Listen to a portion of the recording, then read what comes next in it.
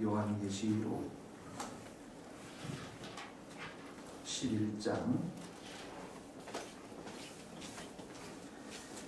1절에서부터 같이 한번 읽겠습니다.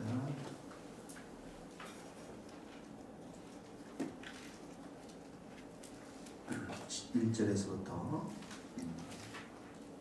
같이 읽겠습니다. 시작. 또 내게 지팡이 같은 갈대를 주며 말하기를 일어나서 하나님의 성전과 제단과 그 안에서 경배하는 자들을 측량하되 성전 바깥마당은 측량하지 말고 그냥 두라. 이것은 이방인에게 주었은즉 그들이 거룩한 성을 42달 동안 짓밟으리라. 내가 나의 두 증인에게 권세를 주리니 그들이 굵은 베옷을 입고 1260일을 예언하리라. 그들은 이 땅에 주 앞에 서 있는 두 감람나무와 두 촛대니 만일 누구든지 그들을 해하고자 하면 그들의 입에서 불이 나와 원수를 삼켜버릴 것이요 누구든지 그들을 해하고자 하면 반드시 그와 같이 죽임을 당하리라.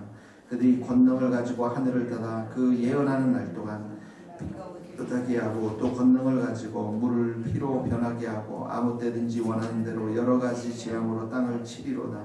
그들이 그 증언을 마칠 때 무중행으로부터 올라오는 짐승이 그들과 더불어 전쟁을 일으켜 그들을 이기고 그들을 죽일 터인즉 그들을 제가 큰 성길에 그 성은 영적으로 하면 소돔이라고도 하고 애굽이라고도 하니 곧 그들의 주께서 십자가에 못 박히신 곳이라. 백성들과 족속과 방언과 나라 중에서 사람들이 그 시체를 사흘 반 동안을 보며 무덤에 장사하지 못하게 하리로다. 이 두 선지자가 땅에 사는 날짜를 괴롭게 함으로 땅에 사는 자들이 그들의 죽음을 즐거워하고 기뻐하여 서로 예물을 보내리라 하더라. 3일 반 후에 하나님께로부터 생기가 그들 속에 들어가매 그들이 발로 일어서니 구경하는 자들이 크게 두려워하더라. 하늘로부터 큰 음성이 있어 이리로 올라오라 함을 그들이 듣고 구름을 타고 하늘로 올라가니 그들의 원수들도 구경하더라. 그때 큰 지진이 나서 성 10분의 1이 무너지고 지진에 죽은 사람이 7천이라. 그 남은 자들이 두려워하여 영광을 하늘의 하나님께 돌리더라. 아멘. 어제 우리가 배웠죠? 1절 배웠는데요. 1절 갈 때는 이제 측량하는 막대, 길이를 측량하는 막대라고 배웠고요. 그 다음에 하나님의 성전과 제단, 하나님의 성전이 문자적으로 말하면 이스라엘을 말할 수도 있지만 또 교회를 이야기한다고 말씀을 드렸습니다. 하나님의 성전의 제단과 그 안에 경배하는 자들을 측량하되, 측량이라는 것은 이제 환난 가운데 하나님께서 백성들을 보호하시겠다, 이런 말씀이 1차적으로 있고, 또 하나는 에스겔서 40장의 말씀에 기반으로 해서 이 교회들이 하나님의 능력으로 채움을 받는, 또 새롭게 되어지는, 그래서 교회에 사탄의 공격이 있지만 에스겔서 40장의 그 환상이 성전이 재건됐는데 빈방이 보여졌다고 그랬죠. 그리고 거기에서 성전 문지방에서 흘러내리는 생수가 이 온 세상의 죽음의 바다를 살린 것처럼 이 빈방들 가운데, 교회 가운데 채워져서 하나님의 능력으로 새롭게 되어지는 그런 환상을 어제 우리가 배웠습니다. 측량이라는 의미가 그런 측량, 이런 의미를 가지고 있다고 했는데 2절 한번 같이 읽겠습니다. 2절 시작. 성전 바깥마당은 측량하지 말고 그냥 두라. 이것은 이방인에게 주었은즉 그들이 거룩한 성을 42달 동안 짓밟으리라. 자, 바깥마당, 여기는 이방의 뜰을 말합니다. 성전에서 이방의 뜰. 그러니까 이방의 뜰은 영적인 보호를 받지 못한다는 거예요. 측량하지 말고 그랬으니까 영적인 보호를 받지 못하는 곳인데, 이 이방의 뜰에 있는 사람들은 세상 사람들, 이방인, 이것을 상징하는 것입니다. 그러니까 어떻게 하면 이 교회 가운데 정말 하나님을 전심으로 만나지 못하고 또 믿음 가운데 굳건히 서지 못해서 돈이 좋아서 교회에 온 사람들, 사람들이 좋아서 교회에 온 사람들, 형식적으로 주일날 마당들만 받는 사람들, 그들은 환난과 핍박이 오면 이 교회로부터 떨어져 나갈 수밖에 없다라는 것이죠. 자, 2절에 보니까 이방인에게 주었다. 이 말이 바로 그런 말입니다. 이들이 교회로부터 진정하게 보호를 받지, 교회 안에서 보호를 받지 못한다는 것이죠. 이방인들과 우리가 그 성전 안에서 들어갈 수 있는 곳이 어디죠? 지성소죠. 그러니까 지성소에 있는 성도들과 이방인들에 있는 사람들하고 구분되어진다는 것이죠. 여기 교회 안에서 보호를 받는다라는 것은 바로 지성소 안까지 들어가서 하나님께 참되게 경배하는 자들을 말하는 것이죠. 자, 이방인에게 주었는데 그들이 거룩한 성, 아까도 얘기했지만 거룩한 성은 문자적으로 해석하면 예루살렘을 얘기합니다. 자, 여기에서 이제 거룩한 성을 우리가 잘 이해를 해야 되는데요. 문자적으로 보면 예루살렘이고 상징적인 것으로 보면 여기가 바로 교회를 말합니다. 그래서 자, 거룩한 성을 짓밟는다라는 말은 다니엘서 7장 25절 적어놓으시고, 다니엘서 7장 25절, 9장 27절, 12장 7절, 다니엘서 7장 25절, 9장 27절, 12장 7절, 이것을 배경으로 하고 있는데, 다니엘서는 뭘 예언하면 종말의 때 환난에 대해서 얘기합니다. 종말의 때 환난에 대해서 얘기하는데, 환난이 끝나면 메시아가 와서 세상을 심판할 거다라고 하는 예언입니다. 굉장히 중요한 예언인데요. 자, 그래서 다니엘의 예언에는 이런 말이 있습니다. 예루살렘 백성들이 짓밟힘을 당하고, 똑같은 말이에요. 여기 짓밟힘을 당하고요. 다니엘서 예언서에 짓밟힘을 당하고, 또 여기 거룩한 성이 짓밟힘을 당한다고 그러죠. 성전에서 매일 드리는 제사가 폐해지고, 성전에서 드리는 제사가 폐해지고, 세 번째는 그 성전에 가증한 것이 세워질 것이다. 이렇게 예언합니다. 백성들이 짓밟힘을 당하고, 성전에서 드리는 제사가 폐해지고, 또 그 다음에 성전 안에 가증한 것, 우상이 세워질 것이다. 이렇게 예언하고 있는데, 이게 역사 속에서는 두 가지로 성취가 됩니다. 거기다 한번 적어보실래요? 간단하게 1번은 BC 168년에서 167년에서 안티오커스 4세가 안티오커스 4세 때 성취가 되는데, 그러니까 거룩한 제단에 제우스에게 바치는 대지를 놓고서 제물을 바칩니다. 이 성전 안에서 이 안티오코스 4세가 이 예루살렘 성전 안에서 제우스에게 바치는 돼지를 제물로 바칩니다. 자, 이게 이제 1차적인 다니엘 시대 때 주전에 이제 성취된 거고요. 또 하나는, 두 번째는 AD 70년에 로마가 침공했을 때, 예루살렘은 로마가 침공했을 때 100만 명이 죽습니다. 유대인들 100만 명이. 그때 성전은 불타고 그 안에 우상이 세워집니다. 우상이 세워집니다. 자, 지금 현재 예루살렘 성전, 그 솔로몬 성전이 있던 자리는 어떻게 변했습니까? 모스크로 변했죠. 모스크로 지금 변했습니다. 자, 그러니까 이 지금 이 두 가지는 이미 역사 속에서 성취가 되었는데, 마지막 하나, 이게 뭐냐면 예수님께서 이 예언한 것하고 이 다니엘이 예언한 것, 이게 아직 성취가 안 됐는데, 그 세 번째, 그게 뭐냐면 적그리스도가 통치할 것이다 라는 것입니다. 적그리스도의 미래 통치입니다. 이 적그리스도. 이것은 마태복음 24장에 기록되어져 있습니다. 한번 들어보세요. 마태복음 24장에 15절에 예수님이 이렇게 말씀하세요. 너희가 선지자 다니엘이 말한 바 멸망에 가증한 것이 거룩한 곳에 선 것을 보거든. 이렇게 말씀하시는데, 이는 그때 큰 환란이 있겠습니다. 창세로부터 지금까지 이런 환란이 없겠고 후에도 없으리니 그날들을 감하지 않으면 모든 육체가 구원을 얻지 못할 것이나 그러나 택하신 자들을 위하여 그날을 감하시리라. 그러니까 마지막 환란 때에, 마지막 종말의 때에 이런 엄청난 환란이 있을 것인데, 이 환란은 창세로부터 지금까지 보지 못하는 이런 환란이라는 것이죠. 그래서 이 다니엘서에서 예언된 것하고 예수님이 말씀하신 것, 적그리스도가 미래에 통치하고 이 종말에 일어날 대환란은 아직 성취되지 않은 것으로 이렇게 역사 속에서 지금 보고 있는 것이죠.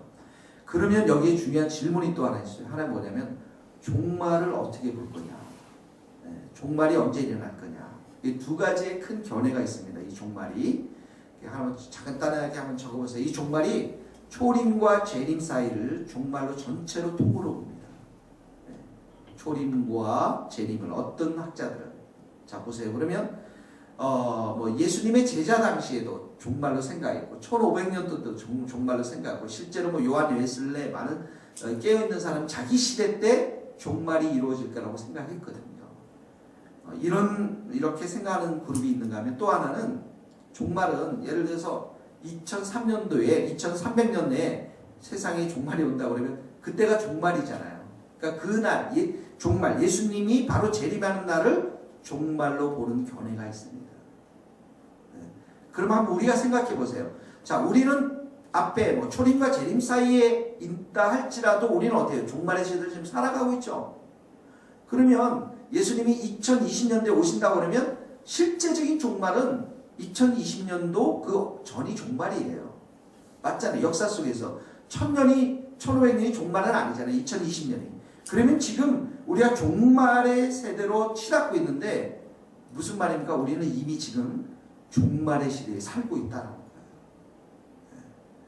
거예요. 그때는 어떻게 합니까? 이곳에서 큰 환난과 핍박, 성도들을 향한 핍박이 있을 수밖에 없다라는 것이죠.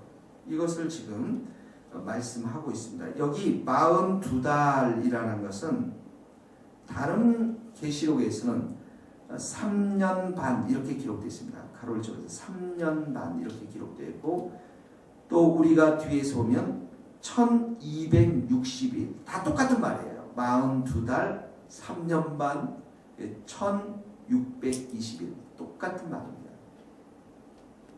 다니엘서는 어떻게 나왔냐면 그게 한때, 두때, 반때 이렇게 나왔어요. 다니엘서는 한때, 두때, 반때. 근데 이게 한때가 뭐냐면 1년, 2년, 반년 이렇게 나옵니다. 근데 어떤 사람들이, 여러분 이런 얘기 하죠. 7년 대환란 이런 얘기 들어봤잖아요. 그러니까 이게 성경에 보면 그 3년 반이라는 이 표현이 4번 나오는데 이 두 개를 합쳐가지고 7년으로 이렇게 봐요. 그 어떤 사람들은 이 마지막 종말이 일어나기 전 7년을 대환란으로 이렇게 보는데 그것은 조금 인위적인 계산이고요. 3년 반 정도가 맞는데 이걸 문자적으로 3년 반 일어날 거냐? 아니면 이것도 상징적으로 일어날 거냐? 여기에 또 이제 다른 견해들이 있습니다. 대체적으로 보면 3년 반이라고 해서 딱 이 기간을 고정시킨 것이 아니라 한정된 시간, 환란이 일어난 제한된 시간이 분명히 있을 것이다. 이렇게 대체적으로 보고 있다는 것이죠. 그러니까 한번 여러분 이 시대를 보세요. 이 시대를 보면은 기독교인들을 향한 그 인터넷의 비방 굉장히 많죠. 이미 중동의 국가에서는 기독교인들을 핍박하고 환난케 하는 일들이 너무너무 많이 일어나지만 우리 세대가 일어나고 우리 세대 이 주위에도 그리스도인들이 얼마나 많이 있는지 모릅니다.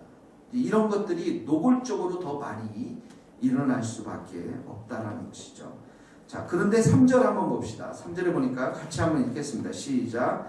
내가 나의 두 증인에게 권세를 주었니 그들이 굵은 베옷을 입고 1260일을 예언하리라. 예. 두 증인이에게 뭘 준다고요? 예, 권세를 준다. 이제 능력을 주겠다는 거예요. 그럼 이 두 증인이 어디냐면 두 증인은 스가랴서 4장 1절에서 14절을 배경합니다. 거기에 보면 등대와 두 감람나무가 나와요. 거기 사진을 한번 읽어보세요. 우리 계시록 사진을 보면 서 있는 두 감람나무와 두 촛대니 이렇게 나와 있죠. 스가랴서의 두 감람나무는 누굴 말하냐면 여호수아와 수룹바벨을 말합니다. 여호수아와 수룹바벨. 여호수아와 수룹바벨은 왕과 제사장 직분을 상징하는데 이 여호수아와 수룹바벨에게 성전을 재건하라라고 하는 명령을 주는데 이들이 많은 반대에도 불구하고 성령이 재건됩니다. 근데 그때 스가랴 쪽에서 예언의 말씀을 이런 말씀을 주세요. 거기다 적어놓으세요. 스가랴 4장 6절을 적어놓으세요. 어떻게 되냐면 만군의 여호와께서 말씀하시되 이는 힘으로 되지 않고 능력으로 되지 아니하고 오직 나의 영으로 되느니라. 성령으로 이 성전이 건축이 될 것이다. 이런 약속을 주세요. 스룹바벨하고 여호수아에게. 여기 두 감람나무는 그러니까 수룹바벨과 여호수아가 왕과 제사장을 상징하는데 이 스가랴 예언은 뭐냐면 신약에서 왕과 제사장이 누굽니까? 여러분들이에요. 성도들이라고요. 너희는 왕 같은 제사장이야. 이렇게 표현하잖아요. 그러니까 이 증인은 궁극적으로 신약시대에 와서 누굴 말하냐면 성도들을 말합니다. 네, 교회를 말합니다. 그러니까 이 증인이 된다라는 거예요. 우리가 증인이 되는데 이 대환란 가운데서 이 어려운 핍박과 고난 가운데서 예수 그리스도의 복음을 전하는 증인들이 될 수밖에 없는데 이 증인들에게 뭘 준다고요? 권세를 준다는 거예요. 똑같이 수룹바벨과 여호수아에게 내 영을 부어줘서 그 성전을 재건하게 하는 것처럼 그 스가랴의 말씀이 이 종말의 시대 때 예수를 믿는 성도들에게 교회에게 권세를 주어서 이 땅 가운데 복음을 선포하도록. 여기 두 감람나무는 스가랴 배경서에 기름 부음을 받은 자 이렇게 나옵니다. 기름 부음을 받은 자, 성령의 기름 부음을 받은 자. 여기 두 촛대가 나오죠. 이 촛대는 또 계시록에서는 교회를 상징하잖아요. 또 불이잖아요. 불. 그러니까 이 두 감람나무와 두 촛대는 또 한편으로는 성령의 기름과 불을 상징하는 불, 성령의 불, 성령의 기름 부으심, 성령의 불. 그러니까 이들에게 성령의 기름 부으심과 성령의 불을 주셔서 영적인 부흥이 일어나도록. 영적인 부흥이 일어나요.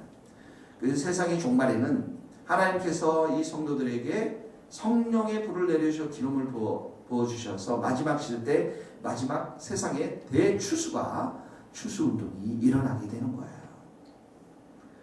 그러니까 이 말씀을 통해서 우리가 배우는 게 뭡니까?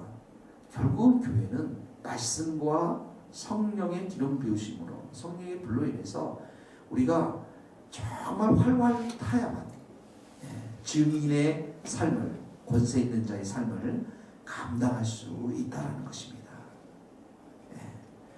오늘 이 교회를 향한 하나님의 그 약속의 말씀, 이 사람들은 다 지성소 안으로 들어와 있는 사람들입니다. 그러나 이방의 뜰에서 마당만 밟고 있는 사람들은 핍박과 박해 속에서 떨어져 나갈 수밖에 없다는 것이죠. 그래서 마지막 시대 때 마태복음 마가복음 13장에는 예수님이 배교가 많이 일어날 것이다 라고 말씀을 하시는 거예요. 오늘 우리의 삶 가운데서도 이렇게 성령으로 기름 부으심을 받고 성령의 불을 따라서 또 말씀을 붙잡고 나가는 우리 교회가 될 수 있도록, 성도가 될 수 있도록 함께 기도할 수 있기를 바랍니다. 같이 기도하시겠습니다. 하나님 아버지, 오늘도 저희들이 귀한 말씀을 주님 앞에 들었습니다. 이 교회를 향해서 하나님께서 약속하신 이 종말의 시대 때 말씀하신 이 말씀을 붙잡고 우리가 함께 나아가며 하나님 함께 기도하며 하나님 함께 참으로 주님의 은혜를 구하며 성령의 불을 구하며 성령의 기름 부으심을 구하며 하나님 우리가 나아갈 수 있기를 간절히 원합니다. 하나님 아버지, 성전 바깥 마당에 이방의 뜰에 그저 마당만 밟는 우리 성도들 되지 않도록 도와주시옵시고, 아버지 하나님, 이들이 참으로 우리 세교회가 하나님 지성소 안으로 다 들어와서 증인의 권세를 받고서 증인으로서의 삶을 살아갈 수 있도록 하나님 도와주시기를 원합니다. 하나님, 세상은 마지막 세상이며 하나님 수많은 사람들이 우상을 숭배하고 하나님을 멀리하는 이 세대 가운데 주님 우리에게 힘주시고 은혜 주시고 능력 더하여 주셔서 우리가 주님을 온전히 섬기며 주님을 온전히 사모하며 말씀으로 충만한 성도들, 말씀으로 충만한 교회가 되게 하여 주시옵시고, 기도로 충만한 교회가 되어서 주님 이 세대 가운데 우리를 향한 하나님의 뜻과 하나님의 은혜를 구하는 저희들 될 수 있도록 하나님 도와주시기를 원합니다. 우리의 마음을 충만히 성령으로 풍성하게 하시고 우리의 심령을 주님께서 새롭게 하여 주셔서 이 교회가 든든히 서나가고 우리 자신들이 서나가는 데 부족함이 없도록 주님 붙잡아 주시기를 간절히 소원합니다. 하나님 아버지, 하나님 아버지, 이 마지막 시대 가운데 우리 주님의 새 교회가 깨어있는 교회가 되기를 소원합니다. 하나님의 뜻과 하나님의 계획 앞에 우리 자신을 산 제사로 드릴 수 있는 귀하고 복된 교회가 되게 하시고, 말씀과 기도를 충만하게 우리가 붙잡고 나아가서 성령으로 충만한 교회가 되어서 권세를 가지고 이 땅 가운데 증인의 삶을 살아갈 수 있는 하나님의 귀한 교회가 될 수 있도록 주님 역사하여 주시옵소서. 충만한 은혜를 우리 모두에게 내려주시고 성령의 기름 부으심과 성령의 불을 이 제단에 떨어 내려주셔서 120명의 중보의 사역자들, 또 우리 모든 성도들이 말씀과 기도로 무장하여서 하나님 권세 있는 자의 삶을 살아갈 수 있도록 주님 은혜 내려 주시옵소서. 예수님의 이름으로 기도하옵고, 지금은 우리 주 예수 그리스도의 은혜와 하나님의 크신 사랑과 성령님의 교통하심이 우리 모든 성도들 머리 위에 이제로부터 영원토록 함께 하시기를 간절히 축원하옵나이다. 아멘.